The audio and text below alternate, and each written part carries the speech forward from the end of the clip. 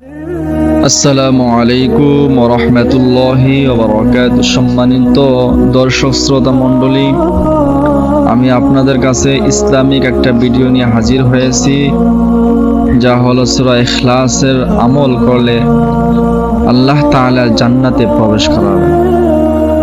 আসুন আমরা ভিডিওটা লম্বা না করে সংক্ষিপ্তভাবে আলোচনা করে আপনাদের সামনে উপস্থাপন করছি। যারা আমার ভিডিওটা দেখতেছেন সকলকে আন্তরিক ও মোবারকবাদ, সকলকে ধন্যবাদ। আমার চ্যানেলটা সাবস্ক্রাইব করে সকলে পাশে থাকুন। আসুন আমরা সূরা ইখলাসের আমলের বিষয়ে আলোচনা করি। সূরা ইখলাসের ফজিলত অনেক বেশি। সূরা ইখলাস যিনি ভালোবাসবেন তিনি জান্নাতে যাবেন। সুবহানাল্লাহ। হাদিস শরীফের মধ্যে এসেছে, জনৈক ব্যক্তি রাসূল সাল্লাল্লাহু আলাইহি ওয়াসাল্লামের কাছে এসে আরজ করলেন, ইয়া রাসূলুল্লাহ, আমি সূরা ইখলাসকে ভালোবাসি।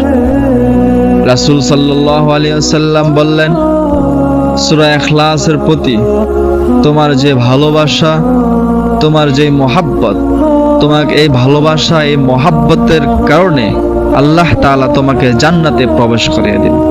সুবহানাল্লাহ। মুসনাদে আহমদের মধ্যে হাদিসখানা এসেছে। সম্মানিত ভিউয়ার্স, যারা আমার ভিডিওটা দেখতেছেন সকলকে আন্তরিক ও শুভেচ্ছা মোবারকবাদ।